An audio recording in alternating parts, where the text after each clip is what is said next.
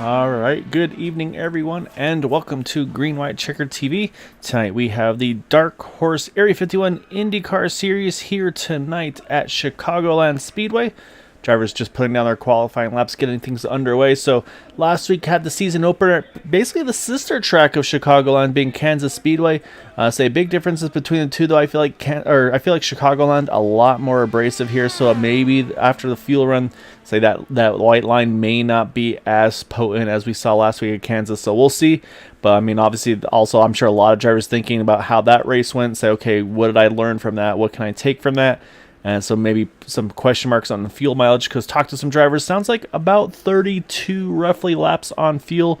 And with a 120 lap race, that means in theory should be a 4-stop race, or 3 or 4 stop race. Let's say, I'm not going to do the math right now offhand. I know it's one of those two. So yeah, so say putting their laps down right now, and of course Jack Wall's getting the big win last week over there. So yeah, so Boomer, we're back. I'll say again, sister track going from Kansas to Chicago. And if you kind of look twice, you don't know which track you're at. But I think, again, just the abrasiveness of the track is kind of the big telltale for Chicago. Yeah, definitely a beautiful racetrack. Unfortunately, pretty much only going to be around in the sim from now on. But I'm excited for this track. I love racing this track no matter what kind of car we're running, and it'll be definitely a challenge and a lot of fun to see these IndyCar guys running tonight in the Area 51 League. It'll be exciting. Yeah, it should be a lot of fun. So yeah, right now drivers all putting down the laps right now to get things underway. And so it looks like had about 18 drivers to enter here this evening. So I'd say pretty decent field count. To say still trying to add a few more here and there. Again, a few newer names, newer faces to the league. So that's always good to see. So hopefully everybody gets familiar with things here tonight. So I think the driver probably that's going to have the most that they want to kind of prove tonight to me is going to be that 49 of Jari Brupacher. Felt like he was pretty much in the catbird seat last week, but unfortunately just incident on pit entry caught him out of spot there, and unfortunately that ended his night. So I'm definitely going to keep an eye on that 49. I think he's going to be one to watch, but of course then you got to look at the regulars, the hitters, if you will. like the Nick Degroots, Craig Forsyth, Matt Wagner, like the ones that we've seen pretty much vying for the championship every season. So, but at the same time, we saw some names that were up front early and often last week. So, I'll say this might be their season where they've been able to step up their game during that off season. So it's gonna be fun to see what these guys have in store for us tonight. Yeah, definitely. We saw Jack Walls last week towards the end of the race manage to get out front and just hold that bottom lane, hold a pretty wheel. Definitely might be a little bit more difficult this week to try and do that at, like you said, such a more abrasive track, even though the layout is very similar. Obviously, maybe a little bit more of a curved backstretch here at Chicagoland than last week, but definitely still pretty similar to Kansas Speedway. But yeah, we'll have to see who can hold that wheel prettiest on that bottom and try not to let anyone else around on the outside. Yeah, we'll definitely be seeing our fair share of rim riders as well. I have a feeling just that's, again, I'd say we've seen a lot of drivers they loved around that third lane. I'd say the 51, Jim Brooks, we definitely saw a lot of that from him last week at Kansas. We'll see if he does the same here tonight. As I say, qualifying just about completed, and I'll say at the very end of the session, a big lap put in there to jump to the top, so won't spoil it though. I'll say we'll do that once we get to that starting grid here tonight, but I'll say a late qualifying change for the top spot there, so that's gonna be a lot of fun. I'll say that's these guys, they're going for everything they can here. So I'm saying it looks like that's gonna complete it here, Boomer. So let's go ahead and do that now. We're gonna pull up that starting grid. I say we'll kick off with that top 10 here. I'll switch over to you from 11th on back, and it's gonna be Craig Forsyth on pole position by 200ths over Matt Wagner. And then our defending champion Nick Degroot in third. Jeff Heisong, Eric Peterson, our top 5. Then you got Yari Brupacher again, one that feels like he got away from him last week. Jim Herrick, Eric Schaus, Charles Johnson, and Jim Brooks going to round out our top 10.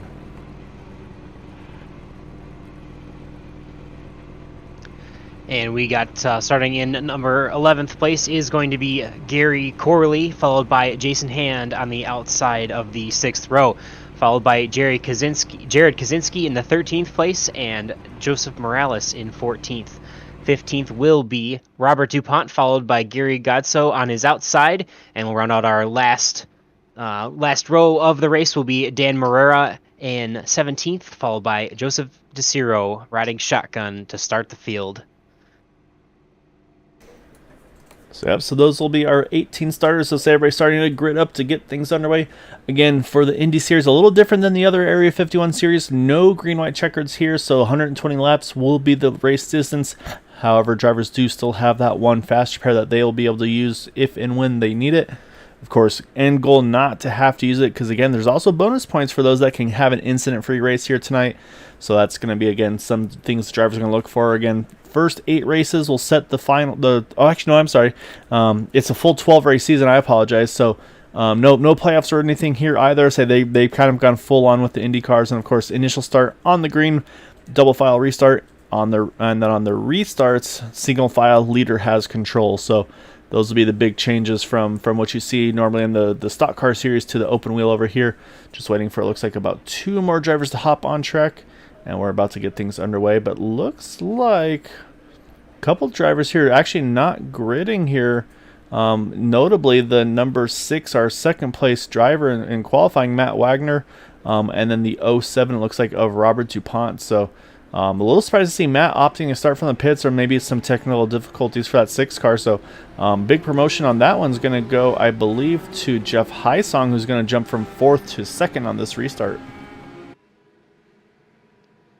Yeah, already showing +2 spots before the race even starts, and that's definitely something you love to see. Definitely love getting a few of those free spots. It always seems whenever I grid, it's always the guys on the opposite row than me that get to move up a few, but definitely lucky if you're the one in that row, or the ones in that full row who get to move up a whole spot. So definitely a good advantage there for them tonight. Yeah, so it's always nice to get those little freebies. So yeah, it's a great opportunity for Jeff now. I mean, again, he's going to now lead this top side, and so he can just try to be that first one in the clean air on the second group. I have a sinking suspicion Craig Forsyth, he's going to be pretty much living on that white line, especially when you've got someone like Nick Degroot that's going to restart right behind you, or I should say start the race right behind you. So I think for Craig, his goal here is just going to be kind of run the fuel mileage, and that's going to be also the question, though, like we said, Boomer, is going to be what's going to be the right strategy here. Do you want to 3-stop it, kind of go 30, 60, 90, then make it to the 120? or try to do something different, maybe try to go 40-80. There's a lot of options, so we'll see. However, green flag is out, and we are underway as Craig Forsyth and Jeff Heisong lead the field here to green. Getting underway as the green lights flash. We are looking at big start, Eric Schaus. Yeah, big move there to the inside. Looks like he may even be inside. Craig may shut the door. Craig gets there to the inside in turn number 3 and 4, and it looks like he's going to come around from the pole and lead our first lap. Yeah, that was close there, Eric. I mean, he was about 6 spots gained there coming out of turn number 2, so great start for that 72 car. But now everybody's starting to get a little bit more situated here as it's brought Jeff Heisong. We've kind of talked about him early, maybe be able to make some big moves. And there he goes. He's going to try to go after it right away here. Jump to that top side, as we mentioned earlier. Keep the clean air on the front wing of the car. He actually, look at this. He's going to try to maybe cut under, but you see right there, Craig wasting no time. He's going to make sure that they have to go around him the long ways. But this is where these guys are going to start to try to learn and find what they can do to kind of get things sorted out. And actually, it looks like, now looking at the timing and scoring, it looks like actually Robert Pont, Matt Wagner both not taking part in the grid here. So unfortunately, it looks like both those drivers possibly out of the race before it even kicked off, unfortunately. So at the moment, that's going to put 16 cars on track here. Yeah, and it's still definitely very early, but give you some chances to try the high side, and see if anything you can make anything happen out there. Obviously, they're kind of settling in here a little bit. Just getting a feel for how the track's going to feel, and probably trying to get a feel for trying to make sure you can save a little bit here at the beginning of the run. But as the race goes on, you'll definitely understand a little bit more about how the car is going to react later and later. But there's still plenty to learn, even in these few opening laps here with fresh tires and a full tank of fuel. Yeah, exactly right. I do need to mention Matt Wagner actually just now rolling out of pit road, so he's going to kind of come in right in the middle of the pack. This is going to be a pretty tough spot to get started in here. You mentioned drivers trying to find the lines they want to run, and say as soon as you talk about someone running the top side, I say my brain went right away to that 51 Jim Brooks. We talked about a pre-race, and he is doing just that. He's trying to work now 3 wide here to the outside of the 18 of Jeff Heisong. I say Matt Wagner here, he's going to try to hustle this car a little bit, probably try to push hard, see if he can find a way to get around Craig Forsyth, because right now showing 6 down. Of course, I mean, it's still obviously a long way for that 5 car to go, but if he can get around that 27, drops him down to 5 laps down, which he does right there. And I think that's a call by Craig Forsyth saying, hey, you know what? You go ahead, you lead this race. I'm going to start saving fuel on you because I don't want to get run over by these guys on the field mileage here, which is a big opportunity now for that 51 of Jim Brooks, who's now working that top side around the 27, move that 51 to the lead. Yeah, to the point in that black and green beautiful car is Jim Brooks. Looks like he is going to lead his first lap of the race. Obviously, a reminder that Matt Wagner there in the 6 car is a lap down, and the rest of the field might even get a chance to draft off of him, like you're saying. He's probably got the freshest tires out here, and gives some of these leaders a chance to maybe save some fuel tucking behind him. But it looks like Jim Brooks is still going to fight on the outside to try and maintain this lead here that he has after leading his second lap. Yeah, that's obviously a little bit of insider knowledge on my side, but I feel like Jim's kind of one of those old habits die hard type of drivers where he's not one that likes to really sit and ride if he doesn't have to. And so obviously don't know exactly what the fuel mileage is going to be for that 51 car with him leading this field. And like you said, probably just going full map 1 and just going full aggression here. So yeah, maybe a little bit of fuel mileage deficit for him at this point, but and saying that's where these guys get pretty wily, like a Craig Forsyth. He'll start to see like, okay, Nick Degroot, he hasn't made a big charge. He might be trying to do something here, like I said, maybe trying to pull that fuel strategy, make it, let's say, lap 40 instead of lap 30, see if you can cut a pit stop off out of these cars here if we stay green. So there's a lot of gamesmanship, a lot of strategy involved in these things. So yeah, right now, let's say Jim's trying to hang on to that lead, but now I think Yari's going to do the same as Jim, tight on Matt Wagner there entering turn number 1. And that's the thing, is these guys are going to start to get just that little bit more and more racy as this run continues on, and we'll see how that tire wear comes into a factor here tonight. Yeah, definitely going to make a difference as the run goes on. I will definitely guarantee you're going to see a little bit of tire wear and see some of these lap times fall off. So far, not really much at all. Actually, in fact, Craig Forsyth, Eric Schaus, Dan Marrero, and Nick Degroot all running their fastest laps of the race that previous lap. Yes, and that's exactly as there's going to still be a lot of fast times. And speaking of which, well, obviously we made mention of the early big moves of 51 of Jim Brooks getting to a lead. He's at +9 from his starting spot. Again, newer name, newer face of the league, Dan Marrero there in that number 26 car. He has jumped 11 spots now up into that top 6 right now, trying to get into that top 5. And again, also looks like he's pretty comfortable running that second and third lane here. So looks like Dan's got something under his belt as well for these guys here tonight. But right now, Jim Brooks, Jari Brubacher, they're kind of all trying to figure out, okay, where do I want to position my car? Sometimes Jari want to try to go low, then he jumps back up top. So yeah, everybody's just trying to find where that preferred spot is. But now it seems like, yeah, indeed, Jim's just kind of gotten comfortable here behind that number 6 of Matt Wagner. It actually looks like timing scoring updating here, Boomer. I think they had him more laps down than he was, because actually now showing him actually at the tail end of 3 down. Definitely much more manageable depending on how the rest of this race goes. Yeah, definitely, for sure. Obviously, going from 4 laps down to 3 laps down here, unlapping himself. Obviously, still an opportunity for these leaders to pass him as they work on the outside of him now, and for him to go back a 4th lap down. But hopefully, if he can manage to stay here at 3 laps down, it might give him an opportunity to get back to 2 if there were an early yellow to come out. So definitely going to be a long night for Matt Wagner to try and battle back. He's going to hope that there aren't he's going to hope that there are enough cautions to get him back on the lead lap without causing any damage to his own number 6 machine. Yeah, so it's one of those catch-22s. You want the yellows, but you don't want them to be the yellows. And look at Jari. Jari's just making moves all over the place here, trying to jump low, jump high, just trying to figure out, how do I get around these guys? How can I get to the front here?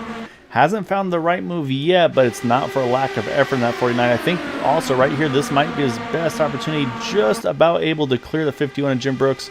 He's going to now get in that dirty air, and yeah, big wash up in front of the 51. I say 51 probably had to roll out of it a little bit to avoid the contact, and that's the dirty air with these cars, but that promotes Jari now up to the point there, just that little bit of a moment. And and this is interesting too, because again, talk about the incident for last week for Jari. The car that had the kind of bobbled in the pit entry and then kind of drifted back up track in front of him was that 6 car right there of Matt Wagner. So say you don't really expect and assume to see anything of these drivers, but at the same time, Boomer, these guys all have a very good memory of those that may have hurt their chances at a win or a good finish in previous races. So you wonder if that's kind of in the back of Yari's mind here still. Oh yeah, I would absolutely think for sure. I mean, obviously nothing that Matt did intentionally, and we know Matt's obviously a pretty good racer, been around for quite a while, and even an admin in the league.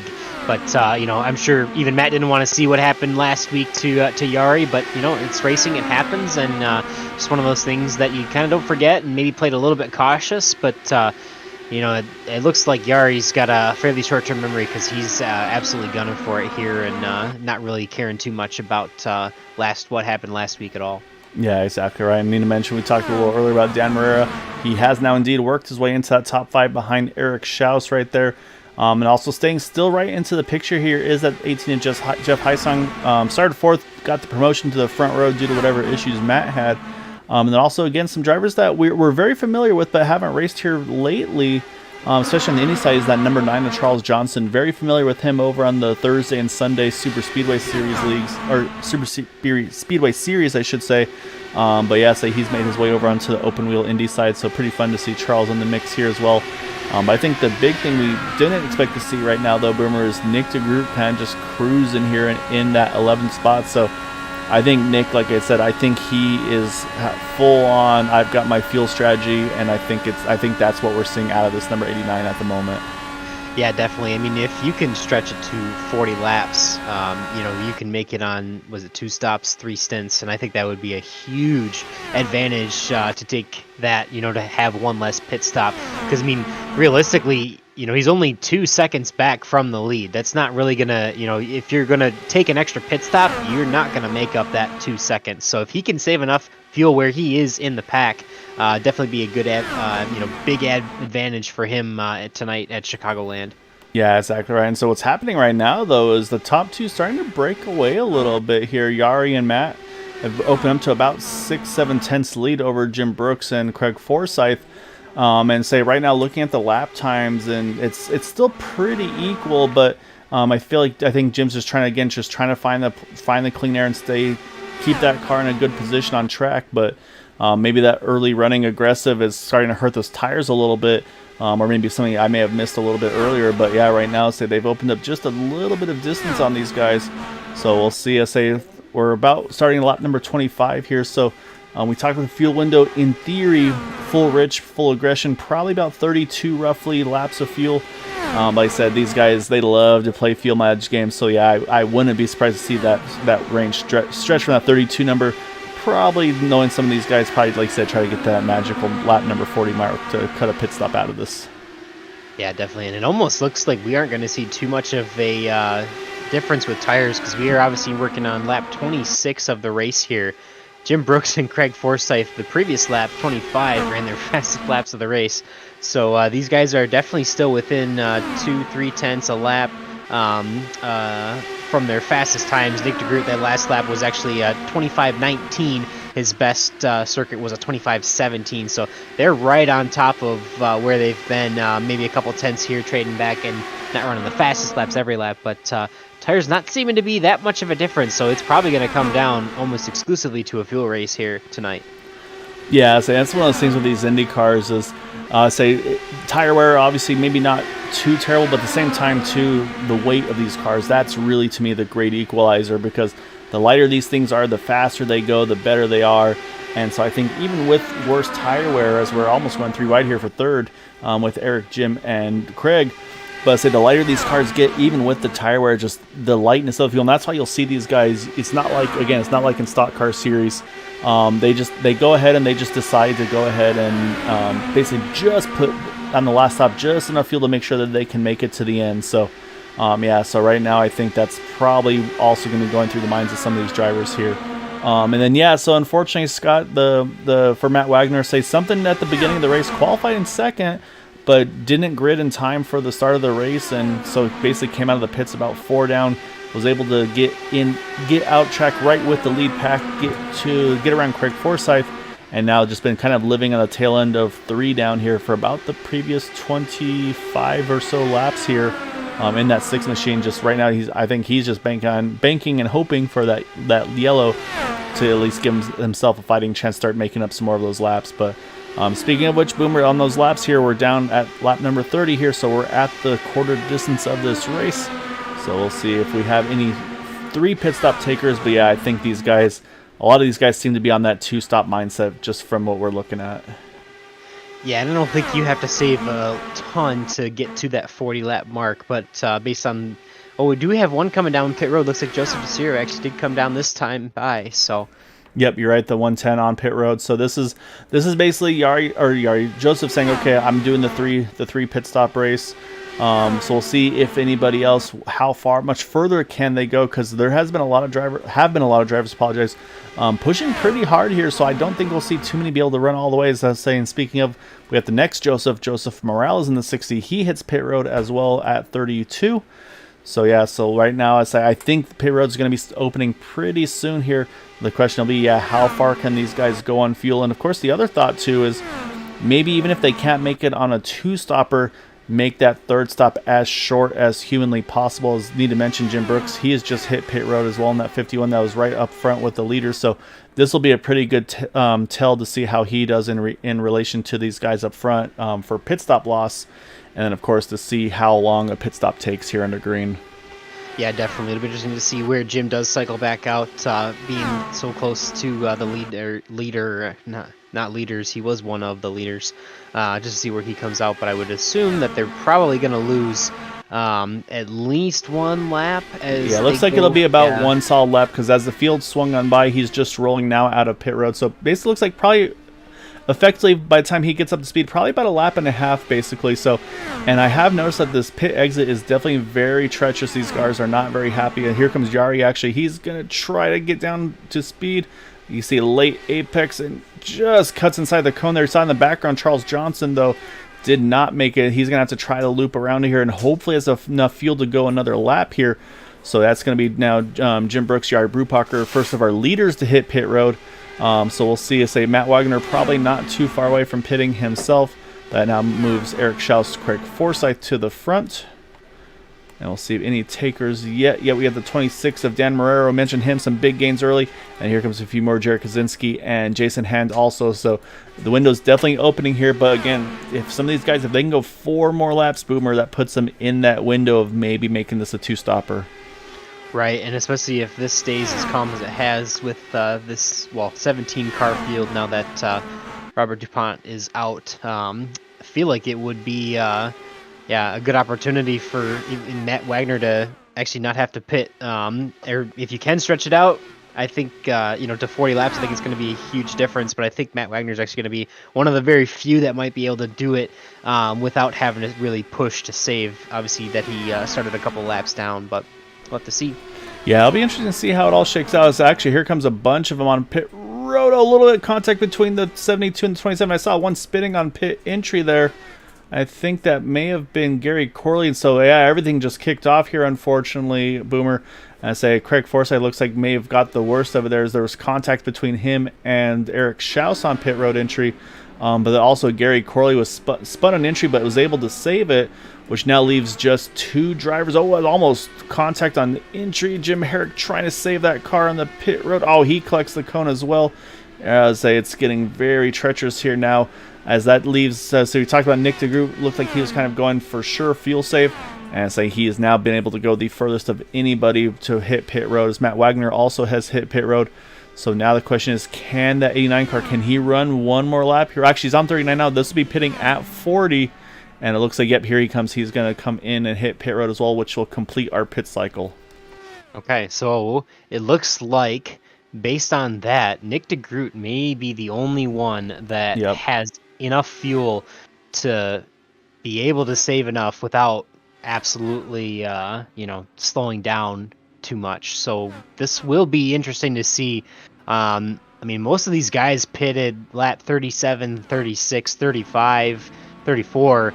I really don't see anyone other than maybe Nick Degroot or was it Jim Herrick and Eric Schaus on pit road because of their damage too. But yeah, I really don't see anyone other than maybe Matt Wagner being able to stretch it. Although Matt Wagner came down on flip 34 himself. So right now I think it's Nick Degroot, but the problem is he needs a little bit of a break, and he's going to get that break, it looks like, possibly in the form of Jeff Heisong, because right now this field is just completely strung out, Boomer. Right now, here are our leaders here. You got Jim Brooks, Jari Brupacher, and they've got a 2.5-second lead over Jeff Heisong there back in third. So if these two can work together, they could probably kind of keep building the gap on these guys behind them. But this is a tough spot to be.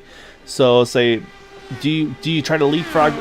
We talk about the way these cars draft. Leapfrogging is kind of the places where they like to you get the draft, you let someone by, and you kind of rinse repeat. So we'll see if maybe Jim and Jari here maybe consider like, hey, let's try working together. Let's say, because right now they've got about, again, 2.5 seconds over Jeff Heisong. And then Jeff's about to start leading a train, which, again, Nick Degroot, one of those who, especially for Nick, I think zero pressure from Nick here. I think he's just going to have to full ride here behind Jeff if he wants to make this pit strategy work. So, yeah, right now, to me, it's kind of, again, pending pit stop issues and cautions and all that, kind of a 3-car race for the win as things run.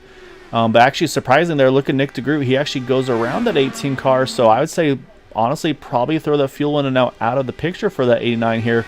So yeah, right now I'm going to say advantage definitely goes to this 51 and the 49 here, as they were getting around Gary Corley there in that 7, as he's now gone to 2 laps down, unfortunately. Yeah, definitely unfortunate for him to be a few laps down already. But yeah, we'll have to see. I mean, it seems like this race is pretty quiet so far. Who knows? Maybe a little bit of commentator's curse there. But we've been pretty quiet so far, and it does seem to have the possibility to go the distance, unless we do have more chaos as it comes down to pit road and pit road entries or pit road exit, because it's definitely, especially as the tires wear out a little bit. Obviously not too crazy here tonight, but when the tires do wear out, there's definitely a difference in getting to pit road and getting slowed down, and then when you get those 4 fresh, cold tires put on right away, a pit exit is definitely going to be a little treacherous there as well. So it'll be interesting to see if we can manage to keep it quiet and stay green the rest of the way. But it looks like it's definitely shaping up for that so far, assuming the commentator's curse doesn't ruin that. But we'll have to see. Yeah, so what I am noticing though is we've been watching right here with Nick and with Nick and Jeff here, and we remember I just mentioned that leapfrog approach, and that's exactly what they're doing right now. Basically, one gets the run, they switch, and then they continue on. But say actually this last time by, it looks like Nick's actually opted to stay up in front here, and they have been closing that gap. Last time by was a 25:37 for Jim, 24:45 for Nick Degroot, so 0.4 of a second quicker out of that 89 car. And again, these IR18s, you pretty much just need to get to about a 1.5-second interval, and you start to pick up some toe. And I'm saying we're talking about the margin they have to Yari and Jim, but right now the third car in that train is actually Gary Corley. So actually they're stealing some draft off him, so they're about to bring themselves back into the mix. And getting some really good insight here from Scott Rankin, who's one of the regulars here, unfortunately not here tonight. And I guess, yeah, so Nick has mentioned he feels like his weakness is basically being able to save fuel in that number 89 car. So maybe trying to work on one of his weaknesses, if you will. So obviously now I think at this point from here on, it's pretty much a two-stop race from here now to the end. I don't think anybody's going to try to do that one-stopper anymore. And then, yeah, indeed, sounds like most likely a VR issue for Matt Wagner, which cost him the initial grid there at the beginning. So, and actually, it looks like, during the pit stop cycle, it looks like he actually wound up retiring in that 6 car. So, unfortunately, that puts now 2 out. And then, of course, the other thing to mention, Boomer, with some of the issues we had under pit stop cycles, Craig Forsyth is right now first car 1 down ahead of Jim Herrick. That's just right behind him. As you can see, look at the pit stop times. It was 48.58 for Craig, 48.42 for Jim, 49 for Gary. They mentioned like that minute 20 roughly for Eric Schaus with those incidents on pit road, unfortunately for those guys. And like I said, talk about the leapfrogging, they are there already, Boomer. So remember that 2-car breakaway? It's about to be an 8-car pack, it looks like, once Joseph Morales tags onto the back of this pack here as well. So it was nice for a little bit, but Jim and Yari, they've got business back behind them. Yeah, for sure. Starting to catch up there a little bit. Yeah, I mean, Nick's there. And here's the thing, though, too, is we talked about the fuel and the tires and all that. So, again, Jim pitting at 32, Yari at 34, Scott at 39. So he's got a 7-lap advantage of tires on that number 51 car. So we'll see if he can get around Yari, can he do something with Jim? But right now, like I said, we talked about who's going to be how aggressive on their pit strategies. And right now, Jim's just going to live on that white line. As I said, and so we saw earlier, if you're going to pass me, you're going to have to do it the hard way on the outside. So right now, I think job number 1 for these guys is going to be if you get the track position, to hold it. And then it's going to be all about pit stops, entry and exit. And obviously that 51 did a great job that last time on the green flag cycles. Yari tries to sneak underneath here. It's close. Oh, Jim's going to close the door, though. But, man, that was tight between that 49 and the 51. Yeah, definitely. These guys have been racing wheel to wheel pretty hard all night long, and it's been fun to see for sure. But, yeah, like you said, Jim Brooks definitely making a big advantage. He's probably one of the first ones to pit there at lap 32, and it seemed to be the leapfrog for the pit cycle at least. Seemed to help him out quite a bit. Yeah, so this is where Yari's kind of, I'm sure, feeling pretty frustrated because he's been such good positions last week. He's in a good position again here tonight, but just hasn't had that one little push he needs to try to get around that number 49, or sorry, to get around the 51, I'm sorry. And so, yeah, right now, some pretty hard driving between these two. But they have to remember, though, and kind of like you said, Boomer, we're not even halfway yet. So it's one of those things where I think now if you're Yari, I think you kind of think about the in and out lap and say, I think that's going to be where you need to try to make your damage done. So I feel like Yari's probably doing a little better on fuel than Jim is, again, with Jim pitting earlier, and then with Yari pitting the 2 laps later, plus having some draft here. So I think for Yari, you kind of try to do that overcut here, Boomer. You maybe pit a lap or maybe 2 later. We know there's not really any time drop off on the tires, so you just try to maximize that pit entry and exit to try to jump those guys during the pits. Yeah, for sure. They're still within a couple tenths of their best lap times here on that last lap around the track. So definitely not a ton of tire wear concerns really whatsoever, but definitely fuel still again playing that big factor here tonight. We'll see. Looks like Yari Brubacher still trying to work his way around Jim Brooks on the outside, trying to earn it the hard way. And Jim obviously holding steady on that bottom lane, which is going to be probably the move of the race later on tonight to see who can hold that bottom line as best as they possibly can in that first spot to hopefully hold off whoever's charging on the outside. Yeah, exactly right. And I think that's exactly what it's going to be, is if you can keep that guy pinned down and maybe try to cost them some momentum or maybe get him a little loose. Because we've seen a few times Jim drifts just a little bit off the bottom and Yari tried to capitalize on it but hasn't been able to. But this is actually Yari's best approach here now. He's actually gotten a nose ahead there entering turn number 3. So say if he can kind of keep working over that 51 car, I think, again, he's towards the end of the race, I think you'll see him start to pinch a lot harder. But definitely some pretty big aggressive moves from these guys here as we just crossed lap number 60. So we'll do as I say. I was about to try to run through the field here, but I'm pretty sure that pit window is about to open here in about the next, I'd say, 2 to 3 laps most likely.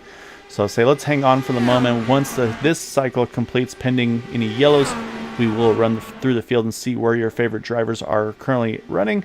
But right now, I'll say we've got, like I said, we've got about, looks like 8 cars here in this lead pack from Jim Brooks, Yari Brubacher, back to the 60 of Joseph Morales.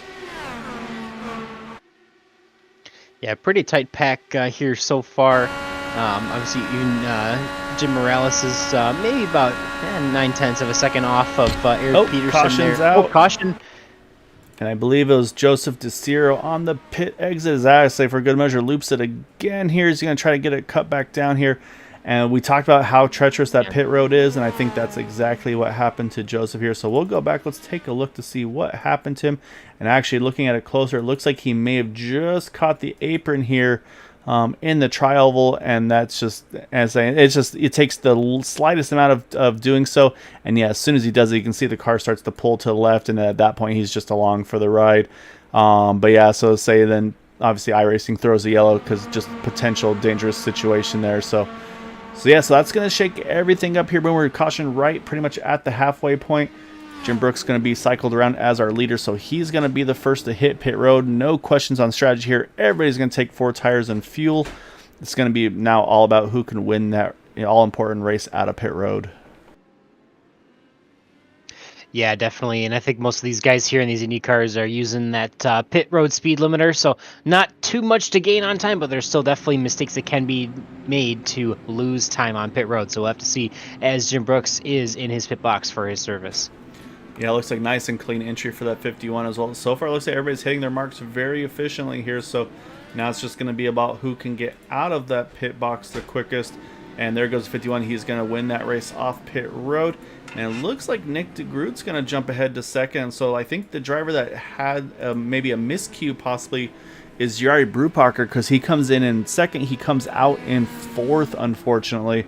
So say Yari not going to be happy about that one. And say looking at the pit stop time, and yeah, I'm looking, the 51's going to have to buy his pit crew some lunch after tonight, because he had a 7.92 second pit stop compared to Yari's 9.38 there. So yeah, so it looks like the fastest by far of anybody there was the 51 at that 7.92, because it was an 8.15 for Nick and 8.02 for Jeff Heisong. So yeah, unfortunately, I think just those couple tenths of a difference may have made the difference for Yari. Yeah, definitely a big difference. Looks like Yari's pit stop was, yeah, you said, or if you didn't say it was 9.5 seconds. So, that's kind of the luck of the draw with these. I mean, that's the random number generator, if you will, that iRacing puts out there when you go to pit lane. Obviously, Jim Brooks put down the fastest time on the entirety of pit road, being about 3 to 4 seconds faster than almost anyone that actually came down and took tires. Yes, and that's the thing too with these cars is for those that haven't driven them before, when you roll into your pit stall, we'll see if maybe we can we'll hop on board Craig Forsyth and watch here. But say what happens is you get stopped in your lane here. We won't see it, of course, because we don't see their pit crew. But what happens is if you get too far forward, too far back, you'll actually see the crew kind of visually move forward or move backwards to try to kind of get themselves arranged where they need to be on your car. So if you can really nail your pit marks on the box there, it pretty much allows that pit stop to be just that little bit quicker. So I think that may have been what we see out of Jim, was just he was able to hit that thing to just near perfection to let that crew just immediately kind of put those tires on instead of having to adjust a little bit forward or backwards there. So also a few strategy calls here though, Boomer. We're going to have the 40 of Jim Herrick. He's going to wave around here to get back onto the tail end of the lead lap. And Gary Corley, Eric Schaus also going to wave around to get from from 2 down to 1 down. And Craig Forsyth was actually the lucky dog on that yellow, so he also gets the wave around and is back on the lead lap. Was able to get serviced in that 27 car. So we're going to restart this thing here with, it looks like now back to 14 on the lead lap. And it looks like 16 still in the race here. Yeah, I'm extremely surprised by, was it Jim Herrick and you said Gary Corley that are getting the wave around, as well as Eric Schaus now, because they all have 26 laps on their tires. And to have used, hadn't been out for 26 laps, so fuel too, they're going to need to pit within the next 10 laps or so. I mean, they're really banking on another caution, but I would say it would be more advantageous to stick with the field, take your fuel, and only be, I guess, 1 lap down for Jim Herrick, and it would have been 2 laps down for Gary Corley and Eric Schaus. But if they do have to pit here, not under yellow, but under green, I feel like they're going to lose a lap and a half, so more time than if they would have just simply, taken their lumps, taken their pit stop, and, got back to where they were back in the pack a couple laps down. So it's an interesting call for me here. I was kind of surprised to see that. Yeah, it's going to be interesting to see how it works, because there's 2 trains of thought. Like you said, you kind of be on cycle with the leaders, or if you get that quick yellow, you look like a genius. Or also, though, this caution probably puts a few of these guys on the edge of still making it on one stop to the end, so that's probably something they'd looked at as well. But pace car's off. We're going to hand it over to that 51 on Jim Brooks as he is down and away. And so again, this restart's going to be very important for that to 51, because these restarts are where the leader is basically the most at risk. Let's say that 89 Nick Degroot can get a great run off the momentum here through 1 and 2 and then down the back. So say Jim's got to try to play a little bit of defense, try to prevent Nick from being able to leapfrog him around on the high side.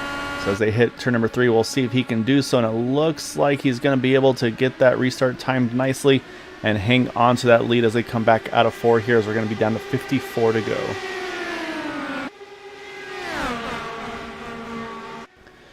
So now we're down to the risk and versus reward part, say here, but we're still 1 more pit stop to the end. So the question marks will be, of course, how early, how late do you pit? Do you try any sort of strategy? Because right now, if again, we talk about the 32 or so laps on field, these guys at this point, probably about 20, maybe 20 to 22, let's say, laps short on fuel. Is that enough to maybe justify the need of avoiding a second stop there? As you see Jeff Heisling try to peek his nose in there, just wasn't quite through him yet. But yeah, so this will open up a lot of potential strategies of pitting late, pitting early. So we'll see what these guys have in store here as we get down to it. Yeah, it'll be interesting to see. I think that caution kind of came right as everyone was expecting to make pit stops anyway. So if anything, just kind of solidified the fact that there will be maybe 1 more stop left for the rest of the race. But who knows? We'll have to see. Looks like the pace is picking up here a little bit, though, because that last lap, we actually had Eric Peterson, Joseph Morales, Charles Johnson, Jason Hand, Craig Forsyth, and Jared Kaczynski, and Gary Corley even, all ran their fastest laps of the race. Everyone getting down into the high 24-second lap times, couple in the low 25s, but either 24.9s, 24.8s, or 25.0s. Pick up the pace a little bit here as the pressure gets on, as we are over halfway through this race. Yeah, I'd say next time by we're going to be down to 50 to go in this one. So I think, again, I'd say the window opens, it sounds like pretty easily with 30 to go. So we know in about 20 more laps they could hit pit road and make it to the end. But at the same time, we saw what happened at Kansas, and I'd say Jack Walls was running the field mileage that week and was able to trap so many drivers a lap down and kind of get those freebie pit stops.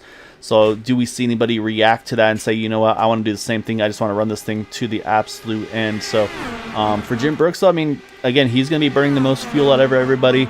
But I'm sure he's probably got some confidence about his in and out lap speeds under green flag pit stops. And so I think that's what he's going to be setting his sights on, is to basically just really nail those pit stops and that final hopeful scheduled pit stop for that 51 car.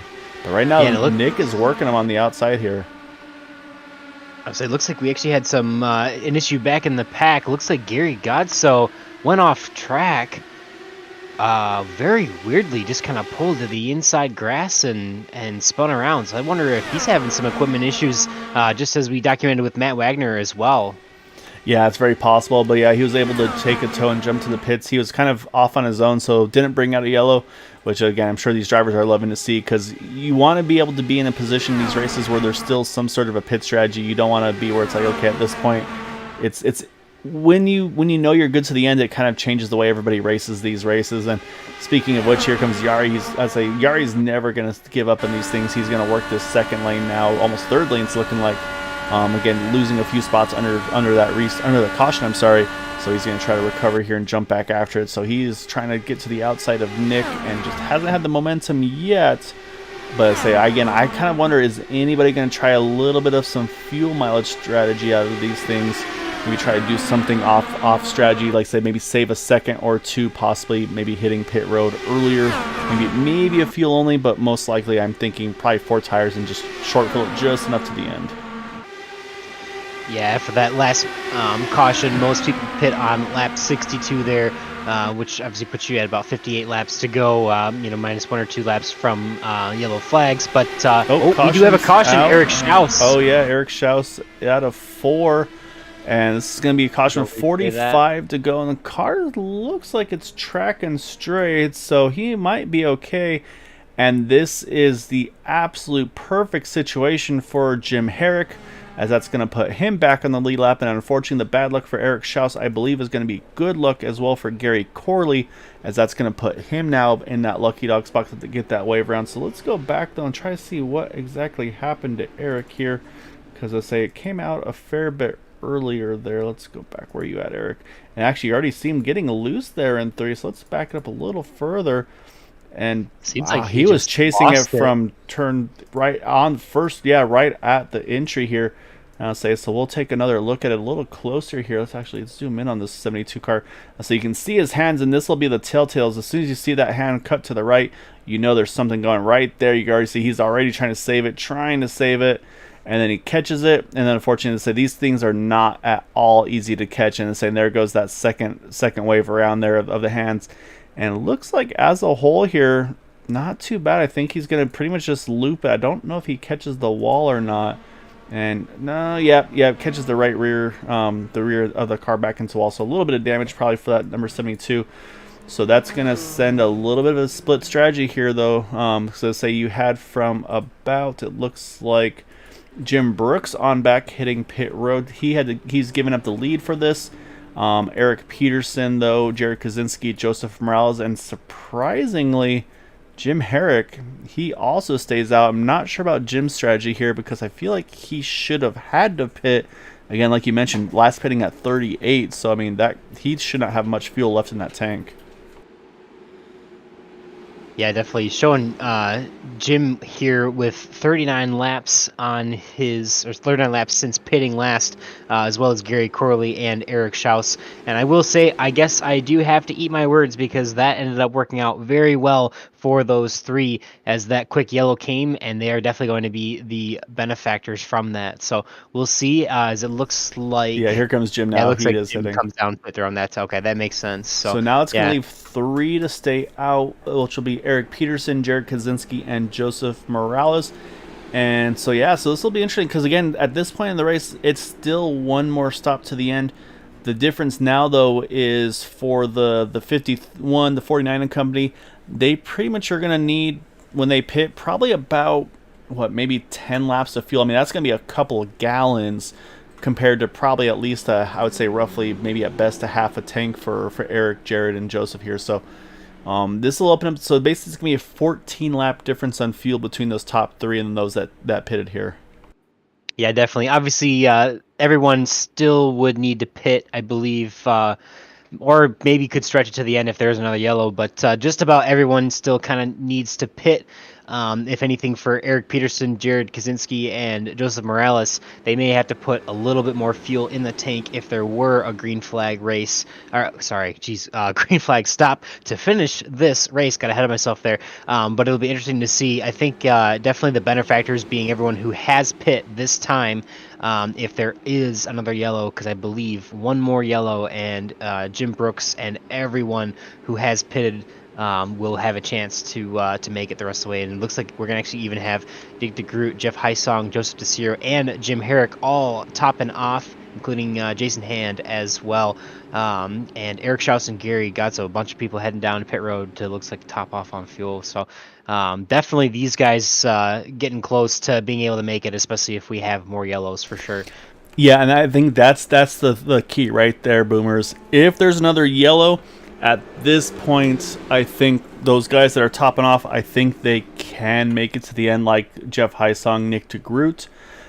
Because again, we saw Nick, he went 39 laps on merit under green from the initial start of the race. So I'll say this is going to be a restart with 41 to go. So again, it's going to be about 2 laps outside of what Nick did that last time. But I think with one caution, that probably puts him in that window. So then the question is, though, would Jim and Yari and these guys, would they be in the position to make it to the end? But it just depends on what the strategy is on these restarts. I mean, is Nick going to kind of just turn the wick loose and go?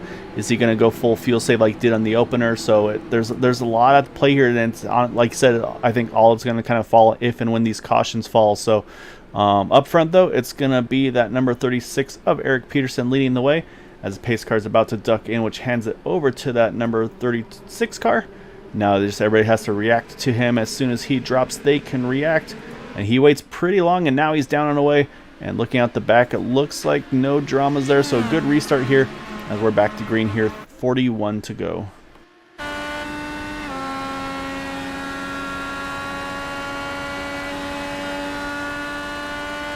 Yeah, cleaning away is the 36 of Eric Peterson. Definitely a good restart here for him, as he's going to be able to very easily keep Jared Kaczynski behind him here and lead this first lap back under green. Yeah, Jim Brooks got around Joseph Morales, but it wasn't without any drama. So it looked like that 51 maybe cold tires, but that thing just did not want to turn there in 3 and 4. Completed the pass, but really had a bad wash on the exit.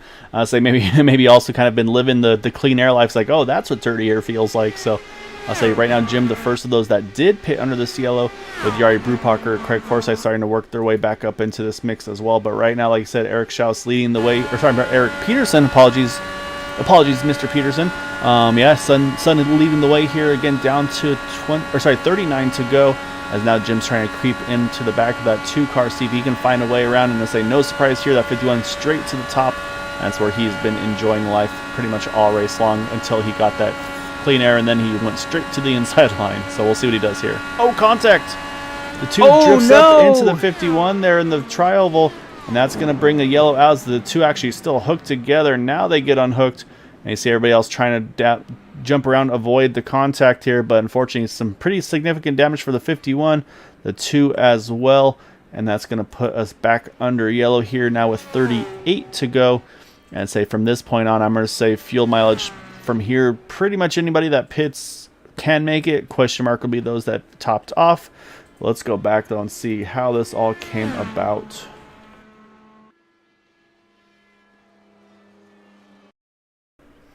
So let's say we'll pick it back up. So they're going here through 3 and 4. Jim's working the outside of the 2. As they come off of 4, this is where we saw the contact between the 2 of them.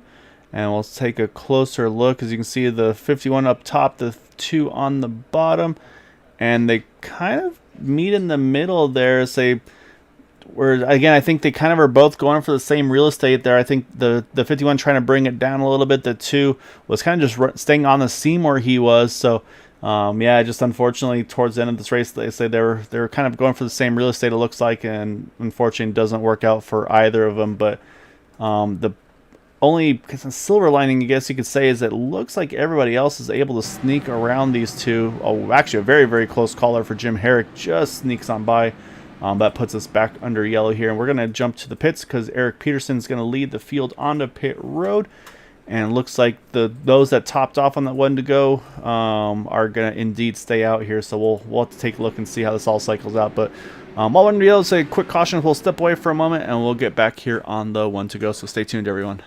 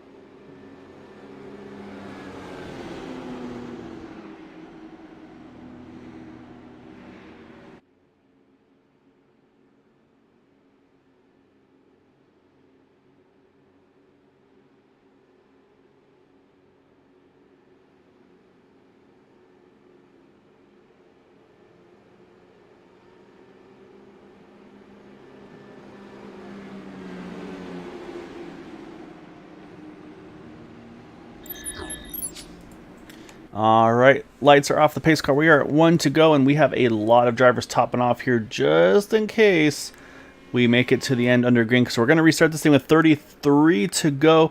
And so now, Boomer, I'm feeling pretty confident for those that pitted, I'll say first of which is going to be Craig Forsyth. He took fuel only in that 27 car.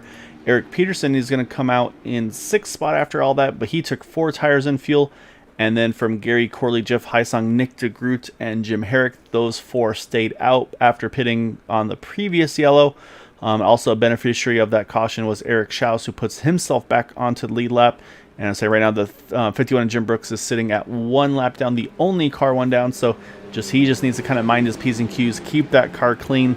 If there's another yellow, he will cycle around back onto the lead lap. So up front though, say going to be Gary Corley now up front here controlling this thing. So like I say, we'll see what these guys have in store for us here. But again, 4 drivers did not pit there. I'm not super confident on their fuel mileage, so it's all to play for here. It's gonna be fun to see that kind of that mix of aggression versus fuel save as we're back to green.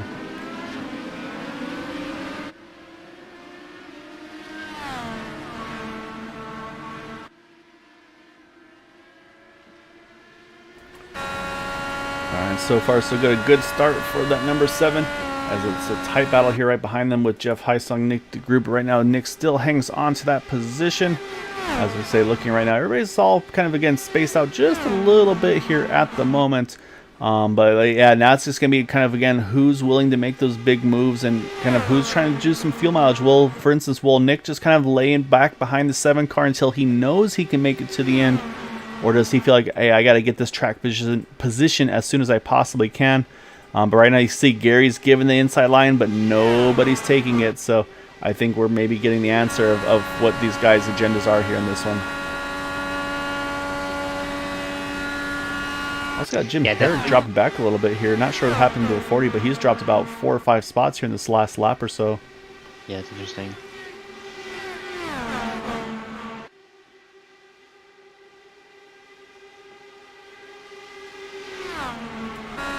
But yeah, right now though, Boomer, yeah, it's definitely from second on back. They're just kind of, I think they're just like, yeah, after you, Gary, you got this. Go ahead, buddy. But I think the one who's starting to peek into the picture right here, that 27 Craig Forsyth, he has a different agenda. I think he can probably be able to be a little more aggressive here, Boomer. Again, pitting at 84. And saying as soon as now he does that, you see now Gary's protecting the inside. Nick's starting to peek to the middle. And so now, again, they're all starting to ramp up that aggression just that teeny bit more now that 27's joined the mix here.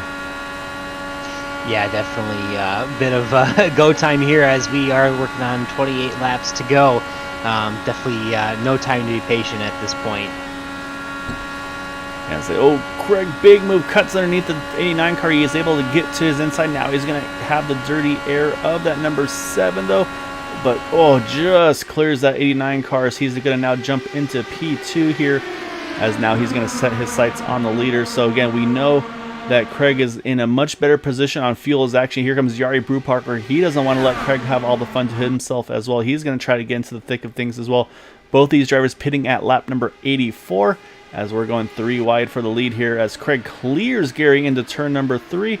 Move that 27 to the point here. Our pole sitter now found his way back to the front.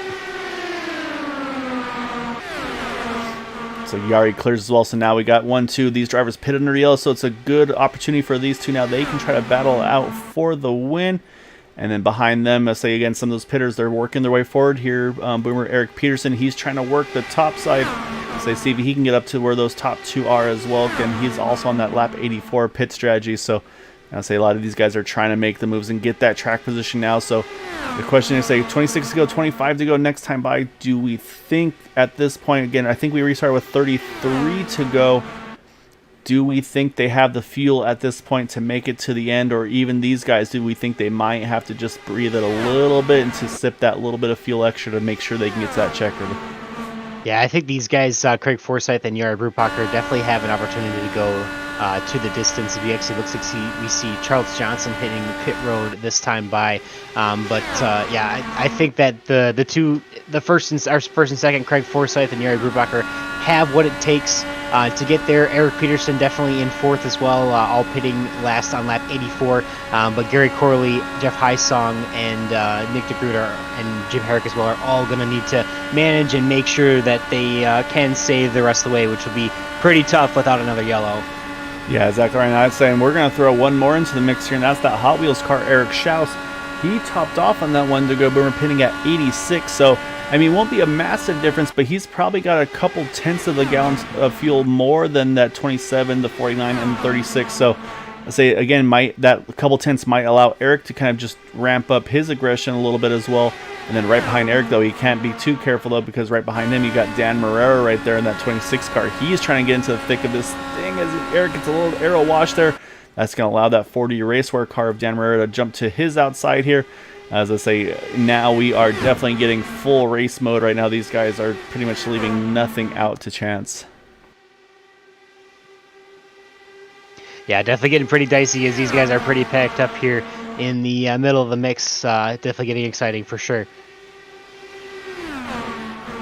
Yeah, so right now Craig likes what he thinks. He's got that white line right there. As soon as I say, just to emphasize it, he cuts straight down to that white line in the middle of the backstretch. But yeah, actually you can see Eric Peterson, he's been able to jump himself up to fourth.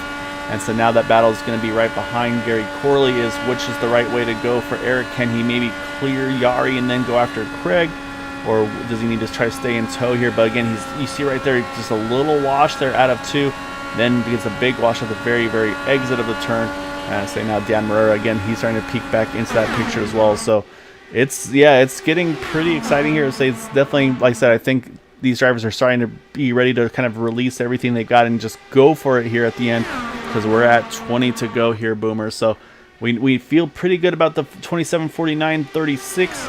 Question marks on the 7 and the 18 and the 89, but I think at some point everybody's going to start to basically just kind of turn that switch off and just, okay, we're going to the end here. Yeah, for sure. These guys are pretty much almost looking like pack racing, but they're definitely looking about too wide, probably about 3, 4, 5, 6 rows deep or so.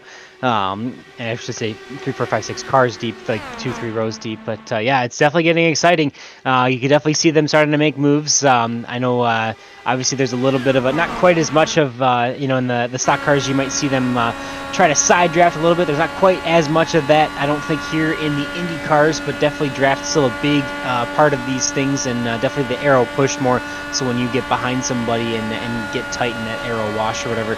It's interesting to see. Obviously, we see Craig Forsyth, like we said, is the one who is running that pretty wheel on the bottom, not really coming up, and Eric Peterson is the one who's having to work hard, as well as Yari Brubacher on the outside to try and get around this leader.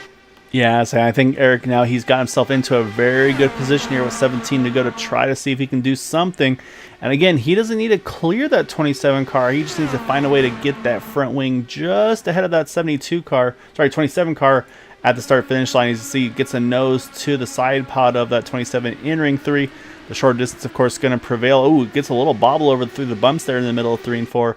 So say he's going to have to kind of regroup and go back after it again here. But yeah, I really do like, though, where Eric is here at this point in the race. And again, you also wonder, though, for Craig, I mean, he at this point, there's not really any way he can save very much fuel. I know he's very wily. He loves to work fuel maps anywhere and everywhere he can.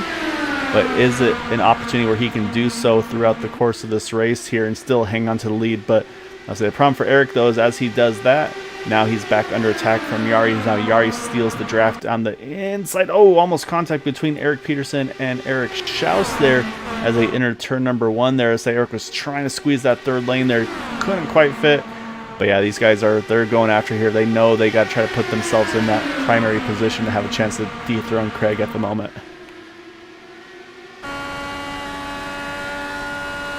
Yeah, definitely want to be, obviously Craig Forsyth sitting pretty in the lead there. There's not really much that's going to do a ton to really get him off the bottom here, but you definitely want to be fighting to be that second place guy just to get that chance to get to Craig's outside on this final lap here as we continue to work with less than 14 to go.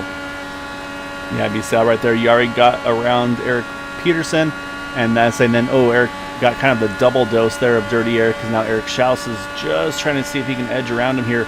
But yeah, right now, so I think Yari's trying to find, okay, now where do I position this thing to get that big run on Craig? And you see Yari's dropped back about 2/10 now. I think, again, trying to time it. Where do I need to position myself where I can make this big run? And again, I think he's got to try to do that. Run the clean air, cut to the bottom, get the draft, and then make the big charge. But right now, though, he just hasn't been able to find what he needs to do to find a way to get around. But right now, I kind of think Yari might be saving here, Boomer, because he has not been closing up on Craig at all. So now, again, my question comes back, though. Can Craig make it to the end if these guys that topped off are kind of backing down on him a little bit? Because the draft should be a lot stronger than Yari has been on Craig. So getting pretty interesting here in these final 11 laps now. Interesting for sure here, as we see Craig Forsyth still continuing to lead with Yari Brubacher in second, Eric Peterson running third. That is your podium as it sits right now. Yeah, so still in the mix here. You got Gary Corley right there, almost contact between him and Jeff Heisong is in. Everybody's starting to pinch each other, squeeze each other a little bit more. Eric Schaus almost had the 36 of Eric Peterson cleared, and then he saw it for just a split second there. I'm pretty sure Dan Marrero thought he saw his opening to try to sneak by both of them. Of course, that hole closed very quickly because these guys are quick on the mirrors and making sure they protect each other. And now here comes Yari making the moves. Now he gets the side pod of the 27 car. Let's see where Yari is in position here at the start-finish line, because he's getting some pretty good momentum. And right there was just a nose cone for Craig Forsyth, but it is definitely getting close now. I think Yari's trying to work that draft and figure out what's the right move to win this race.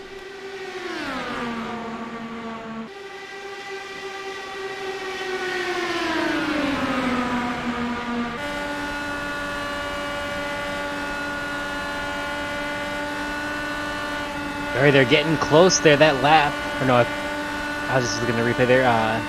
Well, they're still working outside, side by side, I should say. Craig Forsyth is still holding that pretty well on the bottom with Yari Brubacher looking to that outside. Obviously, Yari dips to the inside, tries to see if he can steal Craig off the bottom, but no dice as Craig sends it off in the bottom into turn 3 and 4. Yari's still working on the outside.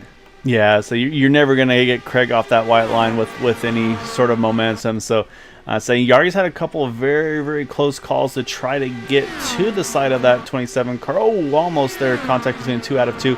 And that's what's going to happen is they're going to start to squeeze each other a little bit harder lap after lap. Again, Craig's going to try to kind of bully Yari a little bit up so Craig can kind of open up the wheel on exit. Yari's going to try to keep him pinched to that white line as tight as he can to hurt his exit momentum. So that's where I think the strategy is going to be, is how much you can fight that other car. But behind them, though, say Nick Degroot, he's done his fuel save. I think now he's ready to get back after and go have a fight with these guys as well. But right now, Eric Peterson stands in between him and those top two. So we'll see between these 4 drivers at the moment which one prevails. But right now, Nick is making great work on that top line. Cuts to the bottom as we're down to 5 to go here. Yeah, this will be exciting here to see as Nick Degroot gets here. He is now on the outside of Yari Brubacher. He's going to try and see what he can do to try his hand at passing this leader, Craig Forsyth, as it looks like he's going to try and move. No, not quite. Yari Brubacher shuts the door before Nick Degroot can get into the second position. And that's where Yari's going to have to be very careful now, because he can't open himself up too much, because as soon as he opens up a door here, that Nick's going to take that door away. So that's where Yari's going to be in kind of in between a rock and a hard place, and that's where Craig is just going to try to keep them fighting amongst themselves and let him kind of just sneak off to the victory. So it's going to be, again, who makes the right move when, big dirty air there for Nick Degroot, washes up a ton out of 4, but still holds on to 3rd. But you saw there for a moment there, Eric Peterson was definitely looking at his chops, trying to grab that 3rd spot back. Yeah, definitely Nick doing a great job to get into the podium places so far here, but there's still 3 laps to go, and just about anything can happen, as it looks like we see Yari still working on that outside, trying to get even with Craig Forsyth as they enter into turn 3 and 4. And now, contact! Oh no, contact between the 89 and the 51. Yeah, slight comment. I think it looked more netcode than anything, unfortunately. But yeah, unfortunately, Yari, the victim on that one. I say Nick Degroot, probably a little bit of right front damage, I would suspect as well. But that's gonna do it though. That's gonna put out the yellow, and at this point, this race is official. Again, there are no green-white checkers here, so you see the pace car racing up there to get back to them. But let's go back and take another look at this one, Boomer, and see as they were coming out of 3 and 4. You see the 89 to the inside, you see the 49 to the outside, and I say we'll take a look, but I'm pretty sure, I say you can see the 49 is definitely drifting up a little bit, 49 trying to come down, and yeah, I mean, that's about 5 feet of net code between the two of them. Yeah. And just bad luck for Yari there. I say that's going to be 2 heartbreakers in a row for that 49 car, unfortunately. So, yeah, so that's, unfortunately, though, that's going to be a finish under yellow for these guys, which... say for Craig Forsyth, he's not going to be too disappointed about that. You know he wanted to race it out to the end, but that being said, though, we got the white-yellow here as they cross the line here. So, unfortunately, that looks like the way it's going to cycle through, and it looks like after everything cycled through, you see Nick Degroot has been able to move himself back up into the 2nd spot. So it looks like our podium, pending review, of course, looks like it will be Craig Forsyth, our winner, Nick Degroot in 2nd, and then Eric Peterson. He was fighting Eric Schaus so hard all through that stint there at the end, and he will hold on to get that podium here tonight. Yeah, definitely. Kind of expected to see the 49 and the 89 battle it out and try to get around Craig Forsyth. Definitely unfortunate. I mean, guaranteed that was definitely a netcode issue, and that's just sometimes how it goes with these things. Obviously, this is the virtual world and not the real world. And you can, you think when you know the 4 corners of the car and where they are, but sometimes when that netcode takes over and makes your car a little bit wider than you think it is, it makes it tough to make a judgment call. And obviously, I don't really blame either the 89 or the 49, but definitely falling into the favor of Nick Degroot and really kind of messing up Jari Brubacher's day, who should have had a nice podium placing at the very least. Yeah, exactly right. So, yeah, definitely a kind of a disappointing way to end it for those guys. Like I said, it was a great battle between all of them at the end. But, yeah, when it's all said and done, though, Craig Forsyth, he was able to get his way to the front when it counted at the end, and then from there protect to the finish. And he will be our winner this evening in that number 27 machine. So, definitely a big congrats to Craig here on that win. He's been going after these things as much as he can, and I say he feels like he's probably had a couple go away from him. So this will definitely feel good. And I think, honestly, again, I think the pit strategy was the right call for Craig and for Eric and them that did pit there at 84, as they didn't have to do any concerns about fuel save. They could just race it out from there to the end. So I think the strategy worked well because he was able to get around those guys that were saving, like Gary Corley, Nick Degroot and company, and then he was able to keep himself in that catbird seat. So, yeah, definitely well done to him. Well done to Nick. A great recovery to get back in contention there at the end. And then Eric Peterson as well with the right strategy call to give himself a chance to win this race as well and still end up with the podium here tonight. Yeah, definitely still a hard-fought battle there for Eric Peterson and Eric Schaus. Obviously, the Peterson beating out Schaus for the Eric battle for tonight, as he claims, like you said, that 3rd spot in that podium for tonight. Yeah, so say while we watch Craig celebrate, we'll pull up our final results before we get to those interviews. And so say we'll get those right here, and you can see them at the bottom of your screen. So again, 18 drivers here tonight. Say with Craig getting the win over Nick Degroot, Eric Peterson, and then Eric Schaus and Jeff Heisong are top 5. And then I'll say the top from 6th to 10th there, we've got Joseph Morales, Dan Marrero, Jim Herrick, Jari Brubacher, and Gary Corley.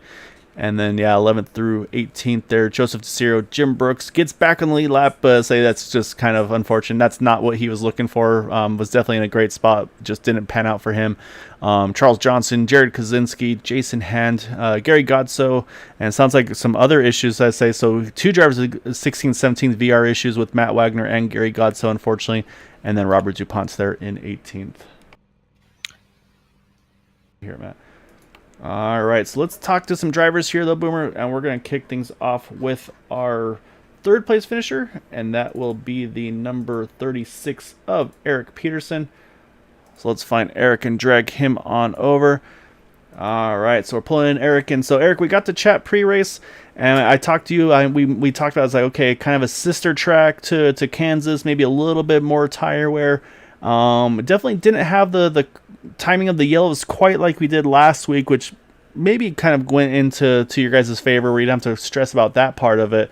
But it definitely got wild there at the end, and at one point you stayed out, and then that second yellow comes out, you come in with a handful of other drivers at 84. At that point, were you good to go to the end, or did you still have to maybe do just a little bit of fuel saving before being able to kind of drop the hammer to the end there? Yeah, I had to do a little bit of savings. I ran map 5 once I got up to speed and got behind, oh gosh, a car, I'll say. I can't even remember. It was so busy out there. It seemed like I think I was running with Yari and behind him and around him and just running map 5 and trying to stay in the draft and save a little bit. And I just kept an eye on the fuel and it kept telling me how many laps I had left and did the math and finally went to map 1 and at the end there. And then Nick and Yari got into it and ended up moving up a spot. So that was good. But yeah, happy to finally finish up on the podium and drink some champagne. Yeah, definitely a great run for you tonight, Eric Peterson. Happy to see you up here in the podium placings. Tell us how tonight was any different than Kansas in our first race. I know we had talked about them kind of being sister tracks, but maybe a little bit more of an abrasive surface here at Chicagoland. So I guess walk us through what some of the differences have been between the first race and this race tonight. They were actually pretty similar. I wouldn't say there's very much differences other than I don't think the tire wear was as much here as I anticipated. So we were running pretty high weight jacker at the end there. I was plus 15 on the weight jacker as opposed to running it lower and just seemed to hold. And I was just running 6th gear and we're kind of running that mid to high line, just trying to keep it so it wouldn't, so I didn't have to get out of it because it did get a little aero push. If you tried to run the bottom right behind somebody, but if you ran that midline and just got half a car length above them, you get enough air on the front and it would hold. But I was breathing it a little bit going into each corner just to make sure the nose would set, especially when those guys were running on the outside. Nick went around me, felt like I was standing still when he went around me. And then I realized I was still in F5, so I dropped it to 1 and stayed with him up there at the end there. Yeah, so then you kind of had the Eric and Eric battle because that was the thing was, like you said, once Nick got by you, I think, like I said, it kind of looked like it's like, okay, wait a second. And yeah, so it's pretty apparent then, yeah, you drop it from 5 to 1 and go full rich and get after it. And then, so you guys were having just a dog fight there for kind of that 4th or so position for a little while. And then, like I said, you're kind of creeping back up into 3rd a little bit here and there. So yeah, you're right. I mean, you were behind a car at some point because it was definitely some pretty aggressive pack racing there, and it was a lot of fun to watch there. Yeah, it was kind of like Kansas when I was running 5th and 4th around Kansas. Those guys were running 3 wide up front that first race, and I just had nowhere to go. I mean, I could catch up to them and stick my nose in there, but there was just nowhere to go. So I was just kind of hoping that they'd take each other out and I would sneak in, but that wasn't happening. Those guys are, so good at holding the line and so good at getting around the corners. And it's a blessing to be driving with guys that are that good that that you can race right next to them and not have to worry about them, running into each other. We do make our mistakes here and there, but it's good that you can trust these guys running that close with them. Yeah, no, it definitely showed tonight. I mean, there were times where I was definitely wondering, it's like, oh, I don't know if they're gonna be able to handle this or not. But you guys did a great job of being able to keep after it there at the end. And yeah, I mean, a great fight, like I said, to still hold on to that podium spot as well tonight. So say before we let you go, though, definitely want to give you the floor here. Any thanks and shouts that I could give for that podium tonight. Yeah. First of all, I want to thank my dad for watching down South Carolina. I hope he gets better soon. Thanks to Charlie Teed for getting me into this league and your dad, Jim, and Matt for running it, doing a great job. And you guys up in the booth, doing an excellent job. Love watching the broadcasts after the race is over. And yeah, that's about it. So, and then of course, my girlfriend, she's downstairs watching. So I want to appreciate her for support to let me do this. Nah, tell her get the champagne ready. It's time to celebrate, man. So yeah, great job tonight. And so the plus side too, Scott's not here, so you don't have to worry about that shoey. So enjoy. Actually, enjoy the champagne tonight, man. Yes, I will be drinking it out of a glass, not a shoe. Definitely. Congratulations here tonight. All Eric. right, thanks, guys. Take care. All right, that is our 3rd place finisher there. And then we'll have to jump over now to our 2nd place finisher there, and that's going to be the 89 of Nick Degroot. So we're going to pull Nick on in over here. And I mean, so you had the strategy, you pitted on the second to last yellow, top off, like, okay, we'll see. And then the yellow comes back out. You stay out with a couple others, about, let's say, all but about five of you, 4 or 5 of you, they all hit pit road. At that point, I mean, what's the thought? You're like, okay, this is going to work. I am going to have to save and then try to do what you did and claw your way back up. I mean, how do you kind of manage the right pit call in these races to try to put yourself in that best spot towards the end here? Yeah, I'm not happy with my decisions today. I don't think I made the right decisions throughout that race, but yeah, my whole thinking was I need to try to get this lead because the lead is so strong. You can really hold it down there. And if you can get that lead, maybe you can save enough. Maybe there'll be enough caution. So do whatever you have to do that gets you out in front. So I tried to go off strategy whenever I could. And when I saw them all pitting there right at the end of right at the tail end of what would have been the fuel window with like 35 to go, I was like, all right, let's stay out, try to stretch this fuel. Save behind Gary, try to stay ahead of Jeff. Maybe we'll get another caution. If not, maybe we can get the lead. And that didn't work out because they just stormed forward and took me and Jeff and sent us to the back into the top 10. So at that point, I knew the chances of winning were not too good. So I just kind of saved there. And unfortunately, it took me so long to save. I couldn't charge forward until like 5 to go. But we got up there. We were able to cut our way through the field. And then I run over Yari. So not my best showing, but glad we got a finish. Not happy how it came though. Yeah, well, I'll say we'll give you a little reprieve on the Yari because we went back and looked at it, and there was a solid about 5+ feet of net code between the two of you, unfortunately. So, say may not been as bad as it looked maybe when you're in the car at the heat of the moment. So, but yeah, that part is definitely a bummer there with you and Yari. But yeah, I'll say, and I'll let you take over back over there from here, Boomer.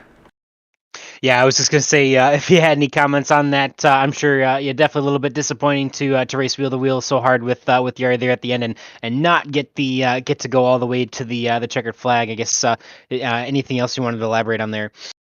Yeah, my thinking at the time was I just wanted to get by Yari because I thought I had an idea for how to get Craig coming to the line, coming to the checkered flag where I can nose in front of him.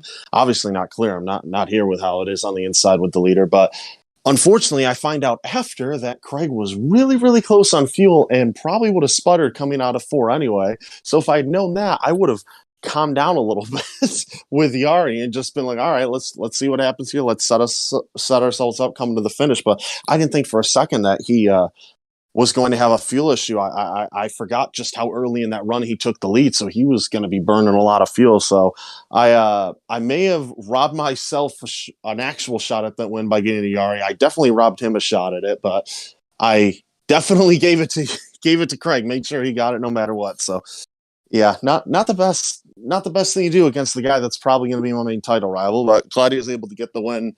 From the perspective of he's my buddy, and he had a real tough go early in that race, had that pit road issue, so to come back from that was really impressive. But yeah, hopefully we clean up our season a bit next week. It's not been the best first 2 races for me. Had a rough race last weekend too, so hopefully next week I think it's Gateway we can get a whole race and put it together well. Yeah, so it was kind of a like you said the strategy, because the other part that you had was we were watching the initial start. It's like, okay, we heard 32 laps on field. We know someone's going to go a little further. Probably 35 is realistic for a lot of guys. And then here comes Nick, 39, hitting pit road at 39. It's like, all right, maybe he can try to see if he can try to 2-stop this thing and kind of jump everybody. But then after the pit stop cycle, you kind of go ahead and start leapfrogging, which was, I mean, you guys did a great job. I think it was you and Jeff Highsong leapfrogging back to Jim and Yari there. At that point, Boom and I were talking. It's like, all right, well, the 2-stopper's out of the question now, but just a great job working together, though, to get back to that lead pack and kind of give yourselves another chance at it. Yeah, Jeff's great, but that was another strategy blunder for me at the start of that thing because I was like, all right, let's give up all this track position, see if we can stretch this to a 2-stop. And I needed to get to 40, 41 laps to do that. And even that was going to be hard doing that for 3 consecutive runs. And we couldn't quite do it, even though I was saving hard from the get-go. So then we had to make up that track position. And I think if I had just gone from the start with how we had Wagner coming out as a lap car and, given the leader dirty air, I could have gotten the lead and maybe could have held it for the rest of that thing. But yeah, it just didn't work out. Made the wrong strategy moves today and made myself feel bad at the end of getting up into Yari, netcode or not. I definitely pushed up the track there, so it's really unfortunate. And hopefully I can bring back better racecraft next week. So it's like, unfortunately, I said not the way you want to end it, but still exciting nonetheless, man. But before we let you go, though, definitely want to give you the floor. Because I'd say, you got some great sponsors and associates on there that kind of help you and support you. So definitely want to give you the floor for them. Yeah, thank you. As always, Factorback Motorsports, CobyMoore.com, Motorsport.com, Blaze Pods, Wegmans, Degroot, View Hall Detailing, Cowboy Shit. Everybody else supports this team, and hopefully we can go get a win next weekend. It's been a couple races. I don't like having a 0 in that win column, so let's go get one. Yeah, so it's hard to feel bad, and it's like, oh man, I haven't won in a few races. So yeah. So talk to us when you start wondering when you last won a race. But no, in all seriousness, though, I mean, great job though tonight. It's like obviously a tough fought one to get back even up in contention at the end. So it's really exciting to see you work your way back up there. So, like I said, go get him after next week. I say Gateway will definitely be its own little animal, so that'll be a fun one to see what everybody's got in store for it. So, good job tonight, though. Look forward to seeing you next week, sir. Definitely, thank you guys. Yeah, definitely looking to expect to see Nick sometime back on top of the scoring pylon soon for sure. Yeah, so that's one of those things that's probably few and far between when that's going to happen or not happen. So that being said, we got to talk to our race winner here. That's going to be the 27 of Craig Forsyth, and apparently a very low on fuel Craig Forsyth from what we got to hear from the interviews there a little bit earlier. So Is that caution there? Is that a saving grace, or were you pulling maybe a little bit of a Dover 2.0 and running some fuel map 5s in the turns and back to rich on the straights? I mean, how hard are you working there to keep that white line and keep those fuel mixtures to perfection there? Well, we topped up on the previous caution, so I knew I had more fuel than Nick and those guys. So it was like, map 1, I'm going past them. I worked hard. Drove around everyone, and then I got to the front and I kept looking at my fuel calculator and going, oh, I'm good. I don't have to change it. I can just keep going. And then I glanced over and I'm like, I'm looking at the wrong number. And I looked down at the proper number I'm supposed to look at, and I'm like, and I'm short fuel now. Okay, out of map 1, we need to go into fuel save mode.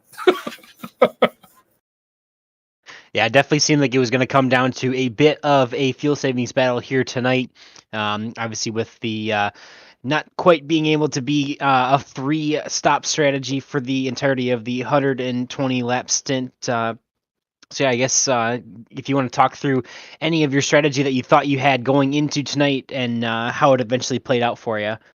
Yeah, I mean, at the start of the race, I was going to try to go for the 40 lap run. I got a little too aggressive with some of the guys burning fuel, and I think I came in on lap 38 or 39, just a bit short, but I thought I could still recover from that. And then I had the incident with Schaus, and that was bad because as I was going through the grass, realizing that I'd missed pit entry now, I was like trying to figure out, looking down, trying to calculate, can I get the car can I get the car around one more time? And I was like, I can't. I'm going to run out of fuel in the back straight. So I had no choice but to slide into pit lane and eat the 40-second hold and try and recover from there. And I mean, the cautions fell when I needed them, and I was able to get back around and get the fuel I needed to take advantage and go back into aggressive attack mode. Yeah, attack mode you definitely did there at the end, Craig. And yeah, I say, and so I guess the question though that I'm definitely wondering, probably others are too, is so how short at the end were you prior to that? Not how short. Sorry, you say you're looking at the numbers. How far off was it telling you were prior to you then going straight back to fuel save? When I noticed I was a lap short, just over a lap short. So then I went into fuel save mode. At the point the caution came out, I was going to cross the line sputtering. That's assuming that, I mean, I was playing with the maps through every corner, depending on whether Nick or Yari were getting whether the guys were getting a run on me or not. So again, doing whatever I could just to make sure that they, held the whole, as long as you hold the low line, you don't need to go full bore all the times. You can just use it defensively when you need to.